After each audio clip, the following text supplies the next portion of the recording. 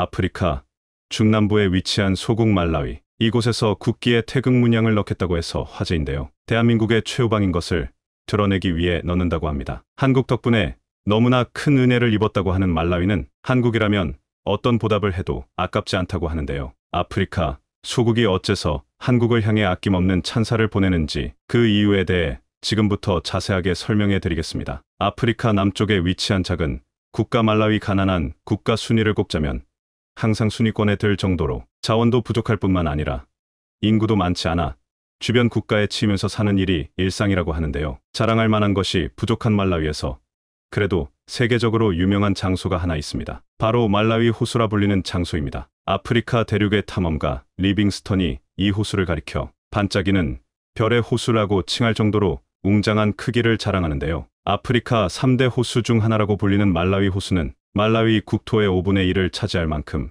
상당한 규모를 자랑합니다. 세계에서 가장 다양한 어종이 살고 있는 것으로 유명한데요. 1984년 유네스코 세계자연유산으로 등록될 정도로 말라위의 자랑이라 할 수 있습니다. 무엇보다 이 호수의 중요한 가치는 담수호라는 점인데요. 아프리카 남부 지역 특성상 건기와 우기가 교차되는 일이 빈번하기에 안정적인 물 공급이 어렵다는 점을 생각한다면 말라위 호수를 가진 말라위는 이러한 걱정에는 자유롭다고 할 수 있습니다. 문제는 말라위가 이 호수를 독점적으로 소유하는 것이 아니라는 점인데요. 상당한 크기를 자랑하는 말라위 호수는 옆 나라 탄자니아도 소유권을 주장할 만큼 큰 크기를 자랑합니다. 탄자니아는 이 호수를 가리켜 니아사오로 부르죠. 소유권을 엄밀히 따질 수 없을 정도로 두 국가 사이에서 호수를 둘러싼 다툼이 지금까지도 이어지고 있습니다. 2012년에는 탄자니아 말라위 대표단이 다른 국가인 모잠비크를 찾아가 소유권 판단을 내려줄 것을 부탁할 정도이죠. 탄자니아는 니아사오를 국제법 전통에 따라 양분해야 한다고 주장을 펼쳤습니다. 분쟁 지역이 두 지역에 걸칠 경우 절반 정도 소유해야 한다는 것이죠. 아프리카의 거대 호수 차드호 역시 비슷하게 여러 국가가 소유권을 주장했기에 각 국가가 일정 부분 지분을 소유하는 것으로 합의를 보았죠. 차드, 니제르, 나이지리아, 카메룬이 차드호의 지분을 소유하고 있습니다. 하지만 말라위는 탄자니아의 주장이 일방적인 주장이라며 절대 받아들일 수 없다는 입장인데요. 과거 1890년 식민통치 당시 영국 독일의 협정인 헬골란트 잔지바르 조약에 의해 영토가 나뉜 것을 바라보면 명확한 경계가 그어져 있고 호수 역시 그 경계에 명확하게 표시되어 있다고 주장한 것이죠. 카이로에서 열린 비동맹 정상회의에서도 기존 경계를 준수할 것을 요구하며 과거 식민지 시대 영토 경계를 존중할 것을 말라위는 요구한 것입니다. 한치의 양보가 없는 이 호수 분쟁은 국제사법재판소 ICJ 회부까지 갈 정도로 양 국가 모두 치열하게 대립했죠. 하지만 뾰족한 결론은 나지 않았고 호수를 둘러싼 갈등은 심해졌습니다. 무기를 든 탄자니아 병사들이 말라위 호수를 침범할 정도였죠. 말라위 역시 무기를 들고 탄자니아와 싸우려고 했으나 탄자니아 병력에 비하면 보잘것없는 수준입니다. 말라위가 현재 보유하고 있는 병력을 다 합치면 1만 명 수준, 실제 싸울 수 있는 병력이라고 해도 5천 명이 채 안 되는 수준입니다. 탄자니아와 싸운다고 해도 승리를 장담할 수 없는 상황, 가난한 국가이기에 따로 무기를 구입하는 것도 어렵기에 말라위는 호수 분쟁에서 불리한 위치에 놓여 있었죠. 자칫 잘못하면 원래 호수를 차지하던 말라위인들이 영토에서 쫓겨나야 할 수도 있었지만 말라위인들은 다행히도 한 국가의 도움 덕분에 영토를 지킬 수 있었습니다. 바로 대한민국이 이들을 도와준 것이죠. 국내에 위치한 소구경 화기 제조업체 S&T모티브는 아프리카 동남부에 위치한 말라위에 K 소총 1100정과 독자 개발한 K 카빈 소총 1000정을 수출했습니다. M16 소총을 주력으로 사용하던 말라위는 연한이 오래되어 제대로 기능하지 못하는 소총을 들고 싸울 수밖에 없어 불리한 위치에 있었습니다. 말라위 군은 마침 새 총을 찾던 중에 우연찮게 한국 소총을 발견하게 되는데요. 한국 K 소총의 놀라운 위력과 건조한 지역이나 습한 지역, 그 어디에서도 잘 작동되는 모습에 반한 말라위 군은 한국에게 소총 지원을 부탁합니다. 한국 정부와 S&T모티브는 딱한 이들을 위해 K 제품을 수출하기로 결정. 말라위 군의 전력에 큰 보탬이 되었죠. 이미 아프리카 지역에는 한국 총기를 사용한 국가들이 상당히 있었습니다. 나이지리아는 물론이고 세네갈에서도 한국 소총을 사용하는 이들이 있었으며 서방 세계의 총기와 비교해도 전혀 모자라지 않는 화력에 오랜 내구성을 갖추고 있어 험한 지형인 아프리카에 최적화된 총기라는 평가를 들었죠. 말라위도 다른 아프리카 국가와 마찬가지로 한국 총기를 갖추게 되면서 전력에 큰 보탬이 되었습니다. 심지어 한국은 K 총기만 수출하는 것이 아니라 레이저 표적지시기를 비롯 피카티니 레일과 조준경 등 액세서리까지 같이 지원해 주었죠. 이뿐만 아니라 특수전 교관을 비롯한 총기 사용자를 파견, 이들의 전투훈련까지 한국에서 도와주겠다고 나선 것입니다. 말라위는 한국의 도움에 깜짝 놀랄 수밖에 없었는데요. 무언가 도와준 일이 없었음에도 불구하고 한국의 친절에 감동을 한 것이죠. UN 평화유지군 PKO로 활동하면서 아프리카 곳곳의 기지 건설은 물론이고 인프라 구축에도 도움을 준 한국인들은 과거 한국이 6월 25일 전쟁 직후 고통받는 기억을 가지고 있기에 예전 아무것도 없던 과거 모습을 말라위 인에게서 발견한 것입니다. 감정이입을 하게 된 한국은 말라위 인에게 친절을 베푼 것이죠. 덕분에 탄자니아와의 싸움에서 무기 우위를 확보할 수 있게 된 말라위는 영토 분쟁에서 지금도 밀리지 않고 싸울 수 있게 되었다고 합니다. 말라위 대통령인 라자루스 차퀘라 대통령은 한국의 도움에 감사를 보내며 한국을 위해 말라위는 도움을 아끼지 않겠다고 말했는데요. 그는 한국이 보여준 놀라운 성취는 분명 본받을 만한 예리라 언급. 말라위도 한국을 따라가고자 국기에 태극 문양을 넣겠다고 선언한 것입니다. 한국이 해준 것에 비하면 이 정도는 약과라고 말한 그는 한국 덕분에 나라를 지킬 수 있었다며 감사의 인사를 전했습니다. 한국은 말라위에게 무기 지원만이 아니라 인도적인 지원도 아끼지 않았는데요. 특히 민간 부문에서 말라위를 위해 헌신적인 지원을 한 일이 많았습니다. 말라위인들은 한국인의 도움을 잊지 않았는데요. 그 중에서도 김대식, 알렉산데르 신부가 보여준 헌신에 많은 말라위인들은 눈물을 흘리며 감사의 인사를 보냈죠. 짐바브웨에서 봉사활동을 하다가 말라위를 알게 된 김 신부는 말라위의 처참한 현실을 도저히 그냥 볼 수가 없었다고 하는데요. 그는 치료가 필요한 아이들에게 의료 서비스를 제공하는 한편 진짜 급한 의료적 도움이 필요한 아이들을 한국에 데리고 가 한국 의료 서비스를 받을 수 있게 물심양면 도와주었습니다. 한쪽 다리가 절단된 아이를 한국에 데리고 가 치료를 해준 것뿐만 아니라 제대로 먹지 못한 아이들에게 음식을 나눠주고 교육이 부족한 아이들을 위해 말라위에 학교를 건설하는 등 말라위 시민들에게 성자라는 칭호를 들을 정도로 헌신을 했습니다. 그의 행동에 감명을 받은 이들이 말라위에 관심을 보이기 시작했는데요. 한국의 대양대학교는 말라위의 현실에 충격을 받고 이들을 위한 도움을 찾다가 학교까지 짓게 되었다고 하죠. 대양상선의 정육은 사장이 사재를 털어가며 지은 대양대학교는 말라위 수도 릴롱괴 외곽에 지어졌습니다. 간호대학교와 정보통신기술대학교가 산하에 있었는데요. 처음에는 조그만 게 시작했던 학교는 점점 규모가 커졌습니다. 2023년에 들어서 61명의 졸업생을 배출할 정도로 규모가 늘었다고 하죠. 가난한 국가인 말라위에서는 고등교육을 받을 수 있는 곳이 드물고 설사 있다고 해도 학비가 비싸 고등교육의 기회를 받지 못하는 게 일상인데요. 대양대학교는 말라위 아이들을 위해 학비를 저렴하게 책정하는가 하면 장학금을 제정, 말라위인들이 고급 교육을 통해 가난을 극복할 수 있게 도움을 주었습니다. 덕분에 많은 말라위인들은 교육의 혜택을 받고 가난에서 탈출했다고 하죠. 스포츠 영역에서도 한국은 말라위를 위해 큰 일을 했습니다. 리우 올림픽에서 말라위가 나라 최초로 올림픽 본선행 티켓을 딴 적이 있었는데요. 바로 말라위 대표팀의 박영숙 감독의 가르침 덕분에 가능했다고 합니다. 정부에서도 말라위 선수들이 본선 티켓을 따내자 흥분을 감추지 못하고 뭘 도와줘야 할지 모를 정도로 좋아했다고 합니다. 그 외에도 먹을 것이 부족한 말라위인들을 위해 한국별을 전파하는 등 사회 경제 면에서 한국이 많은 도움을 주었죠. 말라위 시민들 사이에서는 한국하면 은인의 국가라는 말이 나올 정도라고 합니다. 한국을 위해서라면 뭐든 줘도 아깝지 않다는 반응이 나온다고 하죠. 국기에 태극 문양을 넣으려는 것은 어쩌면 당연한 일이라고 할 수 있습니다. 한국에 대해 감사의 인사를 보내는 말라위, 은혜를 잊지 않는 말라위인들의 보답에 박수를 보내며 앞으로도 말라위가 한국과 좋은 관계를 유지하며 한국의 은혜를 갚는 그 날이 찾아오길 기원해 보겠습니다. 한국이 말 그대로 초대박이 났습니다. 한국이 무심코 헐값에 사들인 아프리카 광산들, 이 광산에는 금도 없고 다이아몬드도 없고 그렇다고 해서 은이나 동, 구리도 없었습니다. 아무도 탐내지 않았죠. 그런데 여기서 예상치 못한 초대박 잭팟이 터졌습니다. 이에 그동안 한국의 뒤통수를 쳤던 미국과 리튬을 무기로 한국에 보복을 해왔던 중국이 비상사태에 빠져버렸는데요. 곧 한국의 1위 기업이 바뀐다.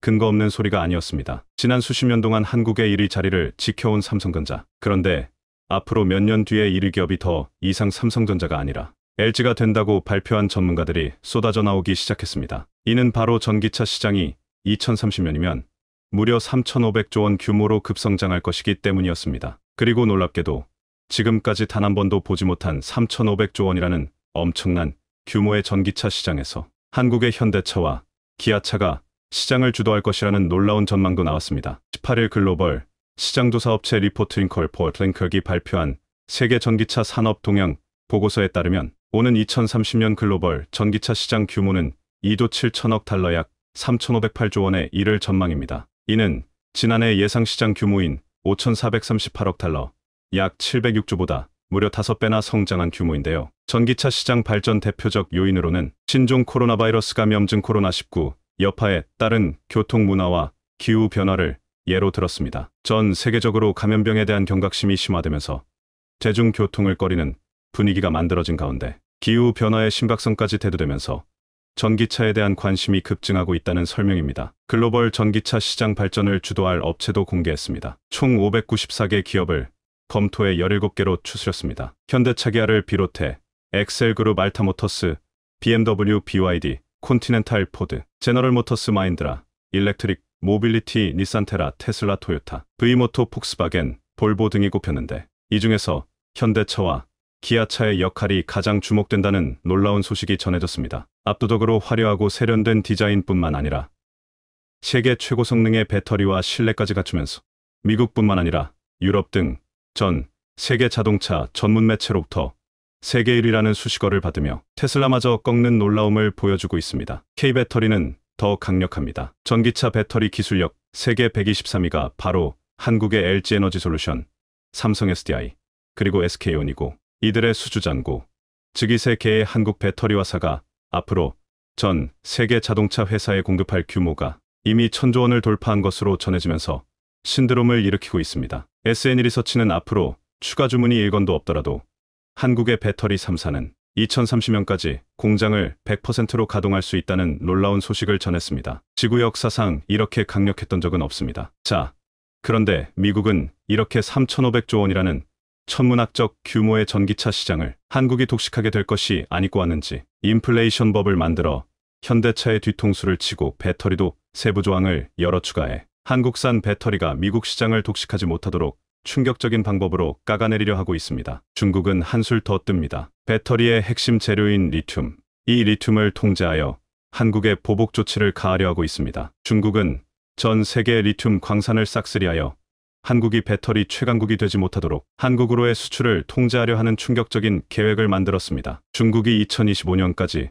세계 리튬 생산의 3분의 1을 통제하게 될 것이라고 블룸버그 통신이 13일 보도했습니다. 스위스 투자은행 IB UBS 그룹은 보고서를 통해 중국 기업들이 자국과 외국의 광산에서 지난해 19만 4천 대 리튬을 생산했으며 2025년까지 생산량을 70만 5천 대로 늘릴 것이라면서 이같이 관측했습니다. 리튬뿐만이 아닙니다. 중국은 전 세계 핵심 광물을 거의 장악하다시피 한 상태입니다. 배터리 양극재에 쓰이는 리튬과 코발트의 경우 중국 재련 의존도가 60% 안팎일 정도로 높습니다. 특히 전기차 성능을 결정하는 양극재 핵심 소재, 니켈, 코발트, 알루미늄, NCA, 전구체의 중국산 비중은 99.99%나 됩니다. 중국을 거치지 않고서는 광물 확보가 사실상 불가능한 셈입니다. 이는 중국이 2000년대 초부터 천연자원 매장량이 풍부한 중남미와 아프리카를 집중 공략한 데 따른 결과입니다. 중국개발은행 수출입은행은 매년 최대 90억 달러씩을 이들 지역에 대한 자원 개발에 투자했고 이를 통해 핵심 광물을 싹쓸이 하고 있습니다. 중국 최대 전기차 업체인 BYD는 현재 아프리카 리튬 광산 6곳 인수를 추진 중인 것으로 알려졌습니다. 중국이 지난달 아프리카 17개국의 채무 23건을 면제한 것도 이들이 중국의 빚을 갚지 않는 대신 중국이 아프리카 광산 개발권을 99년간 독점하는 충격적인 계약을 체결했기 때문입니다. 자, 그런데 결국 아프리카 국가들이 대반전을 만들어냈습니다. 중국과 했던 계약들을 모두 취소하고 한국에 세계 최대 규모의 광산들을 모두 줄 수 있다는 파격적인 발표를 한 것인데요. 한국은 초대박이 나버렸습니다. 아프리카는 2차 전지 소재가 풍부한 곳입니다. 코발트는 DR 콩고가 전체 매장량의 약 56%인 350만 톤을 보유하고 있고 망간은 남아프리카 공화국과 가봉이 전 세계 매장량의 약 40%를 차지하고 있습니다. 또 니켈은 전 세계 매장량의 약 10%를 차지하고 있는데 남아공과 마다가스카르가 주요 생산국이며 리튬은 짐바브웨가 현재 세계 5위 생산국입니다. 흑연은 모잠비크, 탄자니아를 중심으로 전 세계 매장량의 약 20%를 차지하고 있습니다. 이처럼 아프리카에는 2차 전지, 소재가 풍부하지만 인프라가 부족한 것은 물론 행정의 불투명, 파이낸싱, 확보의 어려움 등으로 사업 환경인 열악한 상황입니다. 보츠와나, 남아공 등 일부 국가를 제외하고 대부분의 아프리카 자원부국들의 부패지수와 사업 용이성 지수는 세계 최하위권을 면치 못하고 있습니다. 자, 그런데 아프리카 국가들이 대반전을 만들어냈습니다. 돈 몇 푼 빌려준 뒤 자신들의 항구 점유권 99년과 광산 독점 개발권 99년을 가져가버리는 중국의 만행에 결국 아프리카 시민들이 폭발한 것입니다. 사모아 공화국은 이미 중국 관련 사업 부채가 대외 부채 절반에 육박하자 사모아 첫 여성 총리는 1대1로 사업을 전면 보류한다라는 충격적인 발표를 한 뒤 한국의 2차 전지, 소재 관련 광산 개발권을 한국에 전부 줄 수 있다는 파격적인 소식을 전했고 스리랑카도 중국 국영기업의 개발권을 넘겼다가 대규모 반정부 시위가 일어나면서 스리랑카 대통령은 몰디브로 도망갔습니다. 이후 새로운 스리랑카 정부는 중국 대신 한국의 광산 개발권을 팔 수 있다는 놀라운 소식을 전했습니다. 몰디브도 마찬가지입니다. 중국의 1대1로 사업으로 진 빚이 나라 전체 GDP를 넘어서 버리자 국가부도 사태를 선언한 뒤 중국이 아닌 한국과 손을 잡아야 한다는 현지 언론들의 보도가 쏟아져 나오기 시작했습니다. 아프리카국들이 이렇게 놀라울 정도로 한국에 호의적인 이유는 한국은 그동안 중국과는 달리 아프리카 국가들을 마음으로 도와주었습니다. 진심이 통한 것이죠. 아무런 대가도 없이 아프리카의 병원과 학교를 세워 아프리카 시민들의 기본적인 삶을 보장해 주었고 식량이 부족해 하루에도 수많은 이들이 목숨을 잃고 있는 아프리카에 한국산 쌀을 개량해 아프리카 기후에서 최적화된 쌀을 개발하는 데 성공했고 결국 아프리카에서 한국산 쌀이 넘쳐나도록 만들어 주었습니다. 한국 덕분에 앞으로 몇 년 뒤면 아프리카에서 밥이 없어서 굶어 죽는 이는 없어지게 되는 것은 물론이고 이제는 아프리카에서 다른 나라로 쌀을 수출하여 부유한 국가로 거듭날 수 있는 기적이 만들어질 전망입니다. 이 때문에 기적을 만들어준 한국의 아프리카 국가들이 보답을 하겠다며 현재 이렇게 중국과의 광산개발 독점권 계약을 파기해버린 뒤 한국에 몰아주는 놀라운 상황이 만들어지고 있는데요. 한국의 대박 행진은 아프리카에서만 일어나고 있는 것이 아닙니다. 아르헨티나, 옴브레, 무에르토 리튬 염호지하에서 뽑아올린 염수를 저장해둔 호수. 원래는 이곳을 중국이 비싼 값을 쳐주겠다며 아르헨티나로부터 사들이려 했습니다. 염호의 면적은 25,500헥타르로 서울 면적의 3분의 1에 달하는 엄청난 규모입니다. 그런데 한국의 포스코가 결국 이곳을 중국보다 더 비싸게 돈을 지불하고 사는 파격적인 결단을 내렸죠. 자, 그런데 포스코가 이곳을 인수한 뒤 추가 탐사를 해보니 원래 추정 매장량보다 무려 6배가 많은 리튬이 매장되어 있었습니다. 염호는 소금호수라는 명칭과 달리 지하에 리튬을 함유한 염수가 매장되어 있는 곳입니다. 수백 깊이로 구멍을 뚫어 뽑아올린 지하 염수를 사용합니다. 매장량 측정 방법도 같습니다. 이전 소유 업체는 탐사공을 15곳만 뚫었습니다. 반면 포스코는 2년간 탐사 범위를 넓혀 30개를 더 뚫었습니다. 300터부터 400m 깊이까지만 뚫은 기존 업체와 달리 포스코는 600m까지 파내려갔습니다. 그 결과 추정 매장량은 220만 대에서 1350만 대로 늘었습니다. 초대박이 난 것이죠. 호주에서도 잭팟이 터졌습니다. 세계 최대 규모의 리튬 광산이 모여있는 호주가 한국의 리튬 광산 개발권을 쥐어주며 동맹관계를 과시했습니다. 호주는 최근 수년 동안 한국산 탱크부터 시작해 자주포 등 한국산 무기로 자국 군대를 도배시키는 파격적인 결단을 내리더니 이번에는 미래산업의 쌀로 불리는 리튬마저 한국에 몰아주기로 하는 파격적인 결단을 내렸습니다. 호주 정부는 한국 기업들은 최고의 비즈니스 파트너라며 한국과 사업을 함께하면 막대한 돈을 벌 수 있을 뿐만 아니라 주변 환경도 완벽하게 보존되어 이보다 더 좋을 순 없다고 극찬을 아끼지 않았습니다. 애플이 삼성 대신 중국 부품사를 선택하려 했다가 난리가 나고 있어 화제입니다. 최근 외신들은 중국 BOE가 삼성과 LG 디스플레이를 제치고 아이폰 최대 패널 공급업체가 될 것이란 보도를 쏟아낸 바 있습니다. 국내 언론들이 일제히 위기감을 드러냈을 정도입니다. 하지만 이를 본 해외 고객들은 엄청난 비판을 쏟아내며 애플의 몰락을 예고하고 있습니다. 이런 상황에 삼성 디스플레이가 CES 2023에서 놀라운 반격을 가해 BOE를 선택하려 했던 애플을 급 후회하게 만들기도 했습니다. 삼성을 배신하려 한 애플의 위기. 어떤 일이 발생했는지 자세히 알아보겠습니다. 최근 애플 전문 분석가 대만의 거밍치는 트위터에 놀라운 내용 하나를 올린 바 있습니다. 중국 BOE가 2024년까지 삼성 디스플레이를 추월해 애플의 최대 패널 공급업체가 된다는 것입니다. 이는 외신을 타고 일파만파로 퍼져 엄청난 화제가 됐습니다. BOE는 현재 삼성과 LG에 비해 가장 적은 물량을 아이폰에 공급하고 있습니다. 지난해 출시된 아이폰 14 시리즈 점유율을 보면 삼성 디스플레이가 70% 수준으로 가장 많았고 LG 디스플레이 23%, BOE 7% 수준이었습니다. 그런데 올해 하반기 출시될 아이폰 15 시리즈에서는 하위 버전인 기본 및 플러스용 패널 70%를 BOE가 공급하고 나머지 30%를 삼성에게 맡길 수 있다는 전망을 한 것입니다. 게다가 2024년부터 BOE가 LTPO 저온다 결정 산화물 패널 양산에 돌입하면 애플이 프로모델용으로 20%부터 30%를 추가로 주문해 최대 공급업체가 될 것이란 내용입니다. 하지만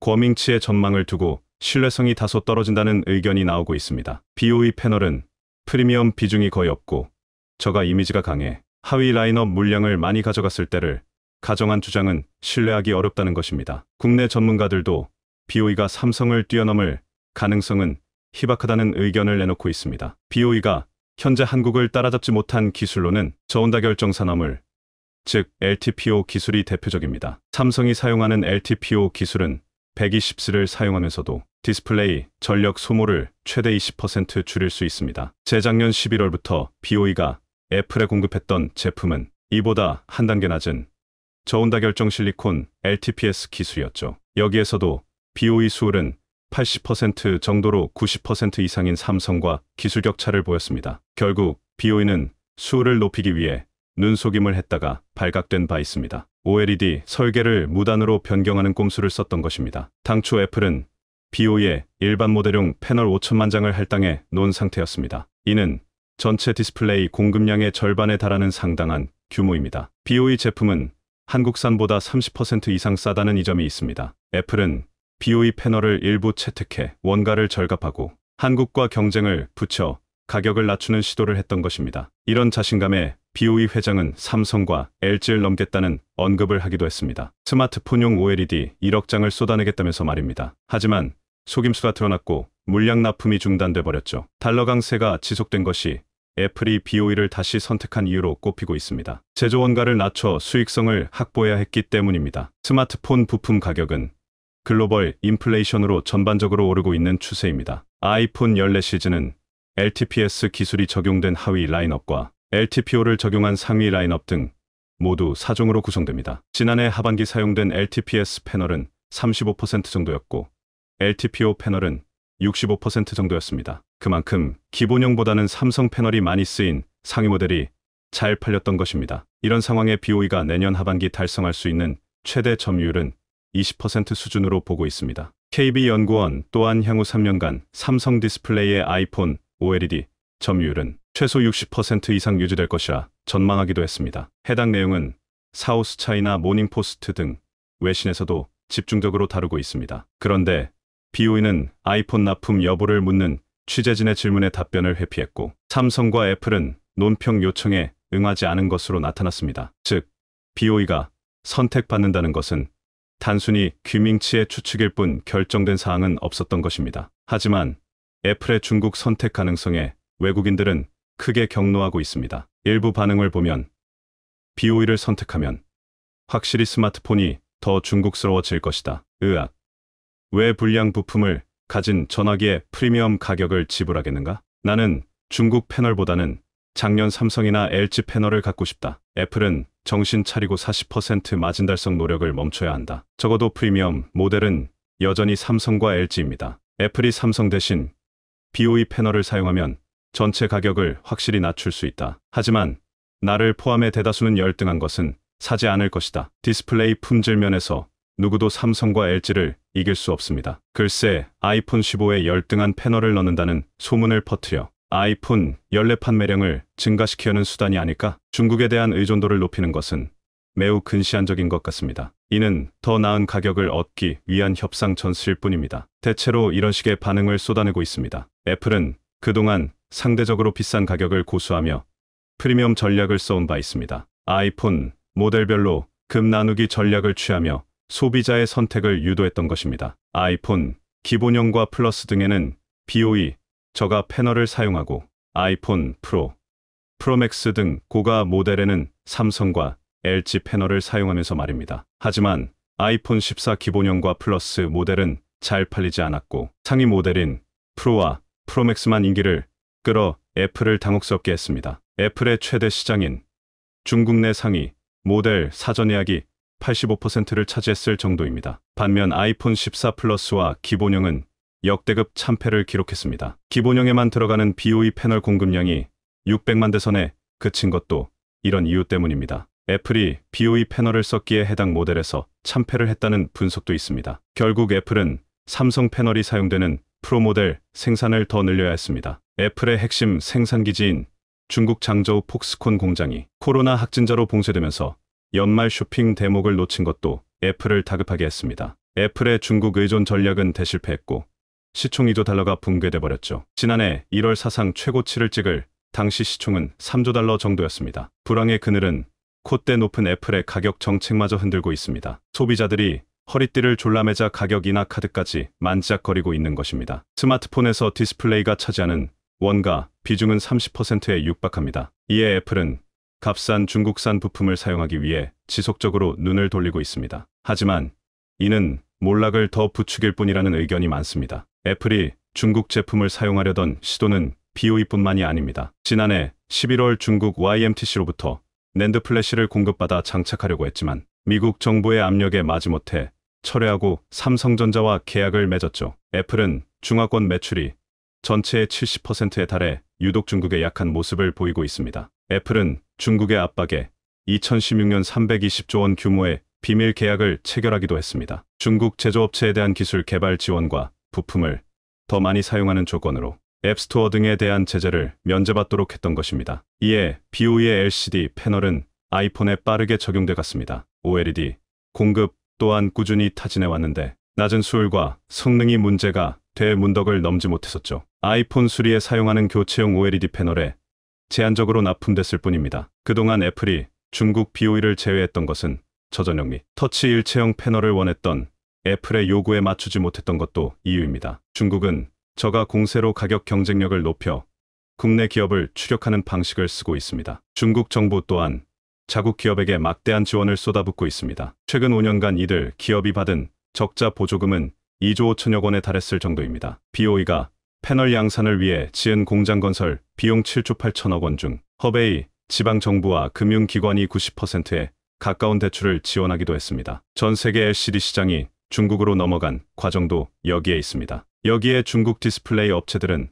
한국 기술을 빼내며 성장을 거듭해왔습니다. BOE는 지난 2003년 한국 하이디스를 인수한 후 급격한 성장을 이룬 바 있습니다. 그런데 BOE는 인수 후 투자는 뒷전으로 하고 즉각 기술을 빼내가 공분을 샀습니다. 그 후 BOE는 중국 1위 업체가 됐으며 현재도 한국 OLED 기술력을 탐내고 있습니다. 삼성 디스플레이는 올해 2번이나 특허 보호를 강조했는데 BOE가 픽셀 구조와 터치 전극 특허를 침해하고 있었기 때문입니다. 이런 상황에 국내 기업들은 기술 격차로 승부를 보고 있는 상태입니다. 투명 OLED, 미니 발광 다이오드, 퀸텀 닷 등 차세대 기술 개발뿐 아니라 스마트폰에서 BOE가 수년간 따라오지 못할 능력까지 선보이고 있습니다. 삼성 디스플레이는 세계 최초로 폴더블과 슬라이더블을 결합한 제품을 공개했습니다. 폴더블 기술과 슬라이더블 기술이 하나의 패널로 구현된 것입니다. 화면을 접었을 때는 8인치, 폴더블을 펼쳤을 때 10인치이며 슬라이딩 방식으로 늘리게 되면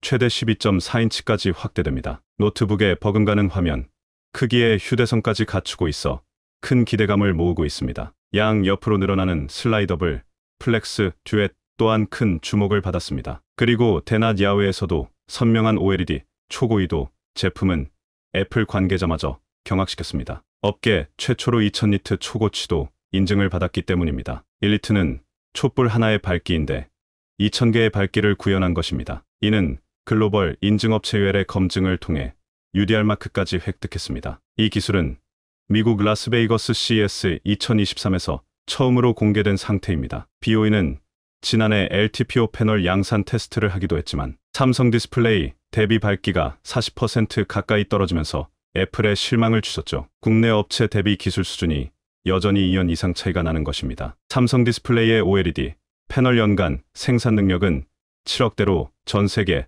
최대 캐파를 보유하고 있습니다. 이런 기술적 우위로 삼성 디스플레이의 4분기 영업이익은 전년 동기 대비 34% 증가한 1조 7천억 원 이상을 기록하기도 했습니다. 지난해 전체 영업이익 또한 6조 원 정도로 추산되고 있습니다. 이는 2017년 기록을 뛰어넘는 사상 최대입니다. 삼성 디스플레이는 삼성전자가 지분 80% 이상을 보유하고 있습니다. 삼성전자 4분기 영업이익이 4조 3천억 원으로 전년 동기 대비 69%나 감소한 상황에서 반도체나 스마트폰, 가전사업 등을 제치고 가장 뛰어난 실적을 기록한 것입니다. 한국은 기술력을 더 높여 중국 업체들의 추격을 완전히 따돌리길 바랍니다. 한국 방산의 인기가 고공행진하고 있는 가운데 다가올 미래의 효자로 등극할 한국형 전투기 KF-21의 본격적인 질주가 시작됐습니다. 최근 KF-21의 기동이 최초로 일반에 공개되면서 벅찬 감동과 환희로 순식간에 좌중을 압도했는데요. 특히나 KF-21의 360도 회전 기동에 미국 군사 전문가들까지 화들짝 놀라며 미친 기동이라고 표현할 정도로 엄청난 기량을 뽐냈다고 합니다. 그런데 이런 와중에 진상 인니가 또 한 건 제대로 했다고 하는데 이번에는 한국도 더 이상 물러나지 않겠다는 의지가 강합니다. KF-21과 관련된 최근 소식에 대해 자세히 알아보겠습니다. 국내 최대 항공우주방위 산업 전시회인 서울 ADX 2023가 17일 개막한 가운데 전 세계 방산 관계자들의 이목을 가장 집중시켰던 건 바로 한국형 초음속 전투기 KF-21의 힘찬 비행이었습니다. 사실 개막을 하루 앞둔 16일 경기도 성남 소재 서울공항에서 KF-21 보람에 한 대가 힘차게 창공을 갈랐는데요. 국산 전투기 KF-21이 일반에 처음 공개되는 순간으로 서울 ADX 공동운영본부는 이날 취재진을 불러 모아 KF-21 시험비행을 선보였습니다. KF-21 시험비행은 화려한 공군 특수비행팀 블랙이글스 편대 비행 이후 이어진 단독 비행이었지만 취재진의 이목을 한눈에 사로잡기에 충분했습니다. KF-21 시제기가 공군기지 내에서 시험비행을 한 적은 있지만 KF-21이 비행하는 모습이 일반에 당시 참석한 취재진들은 KF-21의 화려한 비행에 놀라움을 감추지 못하고 너도나도 탄성을 내뱉었습니다. 공군에 따르면 KF-21 비행은 ADX 개막일 이후로도 이어질 예정으로 서울 ADX 계기로 마련된 한미연합 공중전력 축하비행에 기수 역할을 할 것으로 보입니다. 특히 올해 ADX는 세계 군사력 1위인 미국의 군 장비들이 최초로 전시돼 의미를 더했습니다. 미군은 올해 한미동맹 70주년을 맞아 F-22 랩터와 FA-18G 등 해외 기지의 핵심 항공자산과 주한미군의 지상장비를 처음으로 전시했습니다. F-22 랩터는 세계에서 가장 강력하다고 평가받는 미국 공군의 5세대 스텔스 전투기입니다. 최강의 모습답게 F-22 랩터는 몸을 움츠러들게 하는 굉음과 함께 행사장 상공을 맴돌며 사선 비행과 코브라 비행 등 특유의 기동성을 자랑했습니다. F-22와 거의 유사한 형상을 하고 있어 형제라고 불리는 우리의 KF-21도 그만큼 멋진 모습을 보여줬는데요. 사실 ADX를 맞아 불과 며칠 전 KF-21 34호기의 편대 비행이 방사청 채널 영상을 통해 최초로 공개됐었습니다. 해당 영상에 따르면 국산 초음속 전투기 KF-21 보라매가 늠름한 자태를 뽐내며 360도 기동을 아주 부드럽게 높은 상공을 향해 끝없이 날아오릅니다. 그러더니 이내 곧 편대 비행을 실시하면서 날개에 새겨진 KF-21의 이름을 위풍당당하게 그 자태를 드러냅니다. 쌍둥이처럼 줄이라도 엮어놓은 것처럼 줄지어 나란히 비행하는 34호기의 모습은 안정감을 느끼게 하는 건 물론 우아하게 활공하는 모습이 매우 인상적입니다. 그리곤 3호기 앞장서 순식간에 180도 트럭 편대를 빠져나갔고 연이어 4호기가 따라서 비행하는 모습은 여느 화려한 에어쇼를 전혀 부럽게 하지 않았는데요. 그런데 사실 KF-21의 미래는 지금보다 더 찬란하게 밝은 날만 있을 것으로 보입니다. 지난 6월 28일 한국형 전투기 KF-21 시제 6호기가 사천 제3훈련 비행단 상공을 힘차게 가르며 최초 비행에 성공했었습니다. 작년 7월 시제 1호기가 처음 날아오른 이후 약 1년 만에 시제기 6대 모두가 비행에 성공한 KF-21은 KAI가 2016년부터 개발한 전투기로 재원은 폭 11.2m, 길이 16.9m, 높이 4.7m로 최대 속도는 마하 1.81, 항속거리는 2,900km로 공대지 공대공 미사일 등 무장을 최대 7.7톤까지 탑재할 수 있습니다. 일반적으로 전투기는 성능을 기준으로 세대를 구분하는데 KF-21은 4.5세대급으로 분류됩니다. 그런데 가장 최신 수준인 5터부터 6세대에는 미치지 못하지만 5터부터 6세대 전투기는 가격이 비싸고 유지비가 많이 들어 실제 보편적으로 운용하기에는 한계가 있습니다. 이 때문에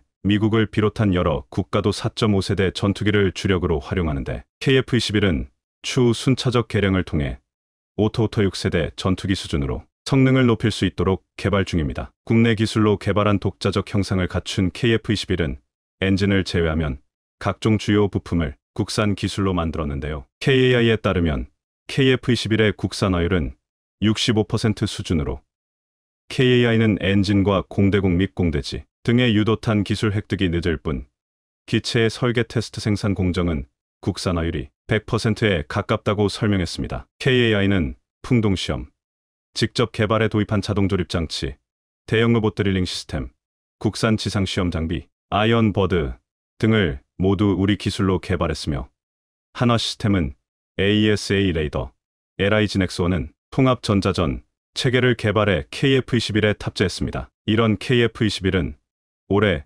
5월 내년도 최초 양산 착수를 위한 주요 절차인 잠정 전투용 적합 판정을 획득하면서 날아오를 채비를 마쳤습니다. 잠정 전투용 적합 판정은 항공기나 함정과 같이 개발해서 최초 생산에 이르기까지 오랜 기간이 걸리는 무기체계의 신속한 전력화를 위해 연구개발 도중에 양산을 추진하기 위한 절차입니다. 우리 군에 따르면 KF-21은 내년부터 최초 양산에 착수해 오는 2026년 하반기부터 공군에 인도될 계획으로 공군은 2032년까지 KF-21 120대를 도입하는 것으로 알려졌습니다. 이런 가운데 폴란드, 필리핀 등 해외 국가들도 향후 KF-21 도입 의사를 밝힌 바 있어 장기적으로 수출 전망도 매우 밝은 상황입니다. 실제로 강구영 KAI 사장이 KF-21에 대해 21세기에 만든 유일한 4.5세대 전투기이면서도 향후 56세대 유무인 복합체계까지도 개량할 수 있어 2030년대 중반에는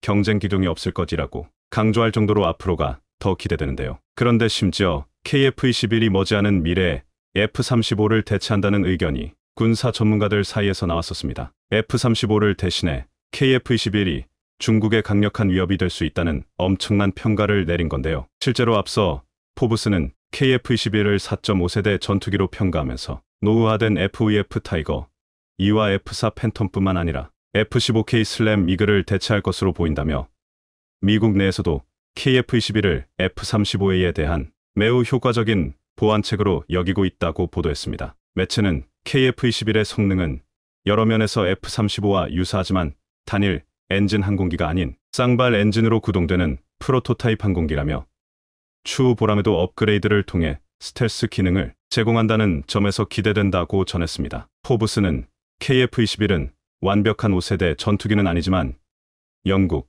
유럽, 일본의 항공기를 능가할 것이라며 또한 KF-21은 중국의 강력한 메시지를 보낼 수 있는 좋은 선택지가 될 수도 있을 것이라고 덧붙였습니다. 그런데 사실 현재 대다수의 군사 전문가들 사이에서는 KF-21이 공대공 임무에 더 최적화됐다는 점을 들어 F-35와 약간의 선을 두고 있는데요. KF-21과 F-35 둘 다 다목적 전투기이기는 하지만 세부적인 임무와 역할을 따져보면 엄연한 차이가 있다는 겁니다. 우선 앞서 말씀드렸던 것처럼 KF-21은 공대공 임무에 더욱더 최적화된 전투기로 평가되고 있는데 올해 초 유라시아 타임스에서도 군사 전문가들의 말을 인용해 이런 내용의 분석 기사를 내보냈었습니다. 매체는 한국이 KF-21과 F-35를 합동 운용하려는 걸 보면 차이점을 알 수 있다며 F-35는 지상 표적 공격에 더 최적화된 기체로 F-35 스텔스 능력으로 방공 시스템을 무력화한 뒤 KF-21의 우수한 기동성과 공대공 미사일을 통해 적을 초토화시키는 시기라고 설명했습니다. 다시 말해서 F-35의 스텔스 능력을 완전히 발휘할 수 있도록 하는 기체가 바로 KF-21로 적과 대치 상황에서 제공을 장악하고 우위를 확보하는데 최적화된 겁니다. 실제로 KF-21의 가장 큰 특징은 높은 기동성과 공중전인데 이를 위해 KF-21은 우수한 인면하중과 추력대, 중량비를 갖추고 있습니다. 해외 군사 매체에서도 KF-21을 전 세계 전투기들 가운데 역대급 기동성을 보유하고 있는 것으로 평가하는 등 공대공 임무에 최적화됐다는 건 이미 군사 전문가들 사이에서 유명합니다. 그런데 최근 인도네시아에서 귀에 담지도 못할 황당한 소식이 들려왔는데요. KF-X 분담금 납부를 뻔뻔하게 미루고 있는 인니에서 얼마 전 그들의 속내가 무엇인지 밝혀지는 일이 발생한 겁니다. 외신에 따르면 물도코 인니 대통령 비서실장은 강요에 의해서 인니의 KF-X 사업 참여 목적이 기술 습득에 있다는 점을 명확히 드러내며 현재 돈을 써야 하는 곳은 KF-21이 아니다라고 그러면서 한국과 분담금 문제와 관련해 재협상을 해야 한다며 기술 이전 항목 확대는 물론 KF-21 기술에 대한 판권과 지적재산권까지 요구하겠다는 기존 입장을 전혀 굽히지 않았습니다. 이렇듯 인니는 지금까지 말도 안 되는 주장을 하면서 분담금 문제를 비롯해 KF-21 기술 판권 등 자신들이 요구했던 것들 모두 원점으로 돌리려 하고 있는데요. 상황이 이러자 최근 방사청에서 인니에게 KF-21 분담금을 지금처럼 계속 미룬다면 KF-21 사업을 원점에서 재검토하겠다고 최후 통첩을 한 것으로 전해졌습니다. 실제로 엄동환 방사청장은 국정감사에서 10월 초 인니 국방부 장관을 만나 이달 말까지 믿을 수 있고 실행 가능한 분담금 계획을 주지 않으면 사업을 원점에서 재검토하겠다고 통보했다고 밝혔는데요. 그럼 이쯤에서 실제 국정감사에 나온 내용을 잠시 보시겠습니다. 영상에서 보듯 인니는 내년 2월 대선을 앞두고 있는 상황으로 차기 선거에서 현재 인니 국방장관인 프라보워 수비안토가 대통령으로 당선될 경우 KF-21 사업이 완전히 뒤집어질 가능성 높습니다. 내년 대통령 선거의 유력 후보인 프라보워는 무기 도입에 관해서 그동안 독주로 일관해 왔는데 우리와 보람의 사업을 계약한 조코 위도도 대통령과는 정적이라 사실 KF-21 사업을 반가워하지 않았었습니다. 이런 상황에 더 이상 우리도 인니 상황을 배려해줄 이유가 전혀 없으며 냉정하게 이러한 인니 내 정치적 분위기를 재빠르게 판단해 플랜 B를 세워야 한다는 목소리가 높아지고 있습니다. 이에 따라 현재 국회에 보고할 인니 퇴출을 위한 착수 보고서가 만들어지고 있는 등 KF-21 사업에서 우리가 먼저 인니를 쳐낼 구체화된 방안이 본격적으로 마련되고 있는 중인데요. 실제로 방사청도 조만간 KF-21 사업에 대한 인니 정부의 공식 입장을 접수해 진행 현황과 추진 계획을 국회에 보고하고 비용과 업무 분담 관련 합의서 개정도 추진하겠다고 밝혔습니다. 그런데 사실 인니가 내년 2월 대통령 선거를 앞두고 있는 걸 감안하면 중요 정책 결정과 돈 집행이 현실적으로 쉽지 않은 만큼 큰 기대는 하지 않는 게 좋을 것 같습니다. 정말 이런 인니의 뻔뻔함에 치가 떨릴 정도로 징글징글한데요. 하루라도 더 빨리 서둘러 인니를 퇴출시켜야 하겠습니다.